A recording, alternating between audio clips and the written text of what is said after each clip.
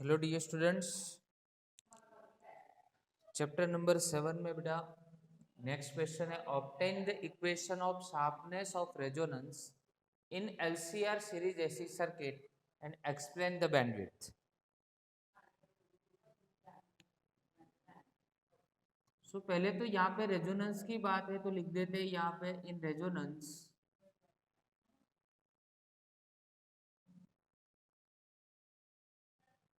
Of LCR series circuit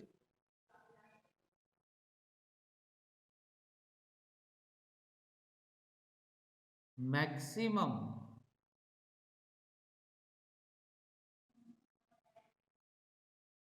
current is obtained by this formula Im is equal to Vm divided by modulus of Z.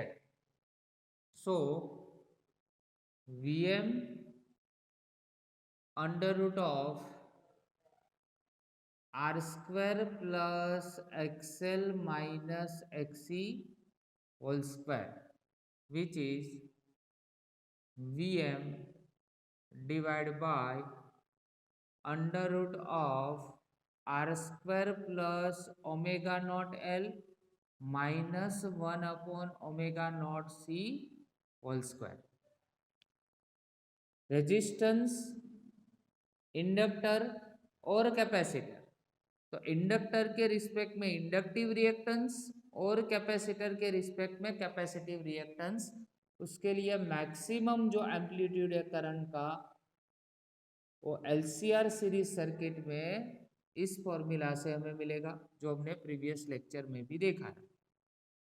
But यहाँ पे तो हमें sharpness find करनी है resonance के लिए। तो शार्पनेस के लिए हमने एक ग्राफ ड्रॉ किया था, फिर से एक बार यहाँ पे ड्रॉ करते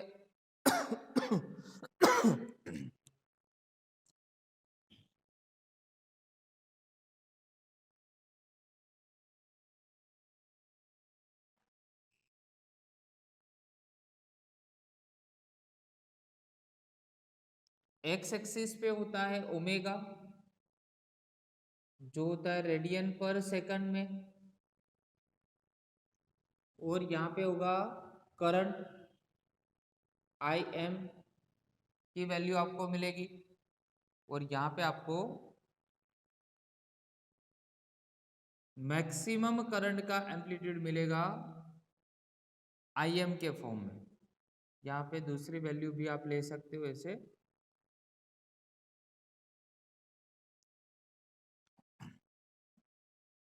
और ये जो पॉइंट आपको मिलता है वहां पे ओमेगा नॉट मिलता है जिसको हम बोलते हैं रेजोनेंट फ्रीक्वेंसी। ये एम्पियर के फॉर्म में होता है, 0, लेट से 0.5 और यहाँ पे 1। ओके, यहाँ पे डिफरेंट डिफरेंट वैल्यूज होती है, 0.2, 0.4, 0.6, 0.8 और यहाँ पे 1 रेडियन पर सेकंड। तो ये जो आपको यहाँ पे ग्राफ दिखाई दे रहा है वो कितना शार्प है। तो शार्पनेस अगर इसकी फाइंड करनी हो तो कैसे करेंगे? तो पहले तो यहाँ पे जो ये रेजोनेंस का जो ग्राफ है वो सिमेट्रिकल है। सिमेट्रिकल का मीनिंग होता है जब बीच में से यहाँ पे हम कट करते हैं तो दोनों साइड पे क्या होता है, सेम पार्ट बनता है, जिसको हम क्या बोलते हैं, सिमेट्री बोलते हैं। तो इसको हाफ बैंडविड्थ का पार्ट बोल देते हैं और ये राइट हैंड साइड का हाफ बैंडविड्थ का पार्ट बन जाएगा। तो यहाँ पे दो पार्ट अज्यूम करते हैं। लेफ्ट हैंड साइड की जो बैंडविड्थ का पार्ट है उसको लेते हैं हम omega 1 is equal to omega not plus delta omega, left hand side का पार्ट हो गया। वैसे ही यहाँ पे अगर ओमेगा 2 ले तो omega 2 is equal to omega not minus delta omega के फॉर्म में होगा। हमें बैंड विड्थ फाइंड करनी है, तो बैंड विड्थ में क्या होगा, ओमेगा 1 और ओमेगा 2 दोनों का माइनस करेंगे, तो omega 1 minus omega 2 omega not plus delta omega minus omega not minus delta omega, ये दोनों कट हो जाएगा। तो delta omega minus minus plus delta omega, तो ओवरऑल आपको मिलेगा 2 डेल्टा ओमेगा, और 2 डेल्टा ओमेगा है उसको बोलेंगे bandwidth of AC circuit.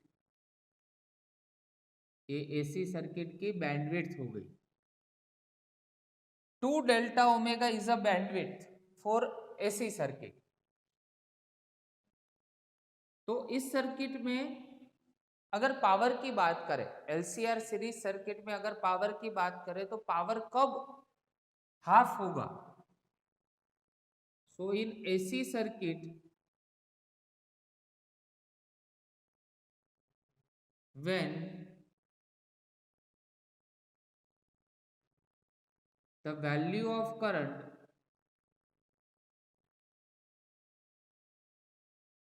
becomes 1/√2 times of maximum current, then power becomes half। Power कब हाफ होगा? जब Im की वैल्यू आप मैक्सिमम वैल्यू लोगे, उसका हमें कितना लेना है? 1/√2 टाइम्स लेना है, तब आपको पावर क्या मिलेगा? हाफ मिलेगा। और जब पावर हाफ मिलेगा तब उसका एम्पलीट्यूड होगा, वो एम्पलीट्यूड क्या होगा? सबसे हाईएस्ट पीक पे होगा, मैक्सिमम पीक आपको मिलेगा। सो एट दैट टाइम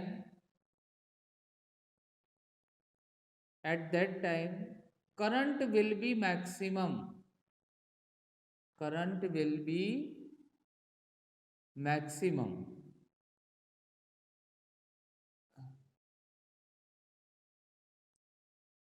ठीक है।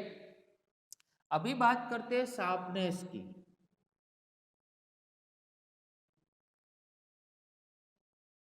आपको अगर शार्पनेस फाइंड करनी हो इस ग्राफ के लिए तो कैसे फाइंड करोगे? तो फॉर्मूला है omega 0 divide by 2 delta omega. Sharpness of the circuit is given by the ratio of omega 0 divide by 2 delta omega. अभी ओमेगा 0 क्या है? तो रेजोनेंट फ्रीक्वेंसी है, रेजोनेंट फ्रीक्वेंसी। और 2 डेल्टा ओमेगा क्या है? बैंडविड्थ ऑफ द सर्किट,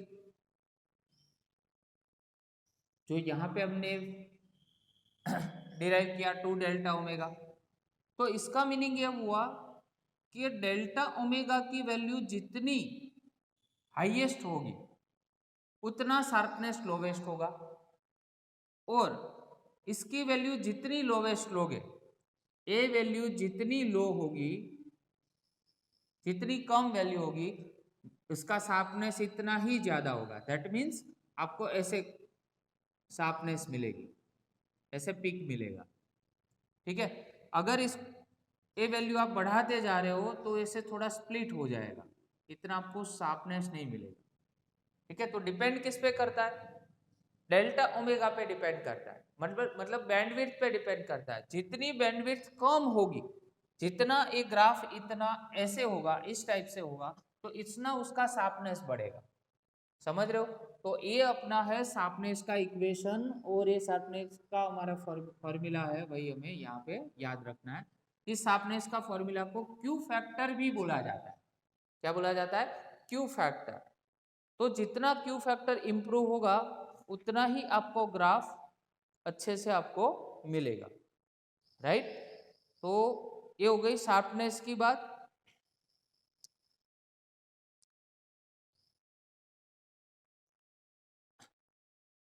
तो depend करता है इस वैल्यू पे, यहाँ पे आप क्यू फैक्टर भी लिख सकते हो। ये हो गया क्यू फैक्टर, इसका भी फॉर्मूला सेम रहेगा, डिवाइड बाय 2 डेल्टा।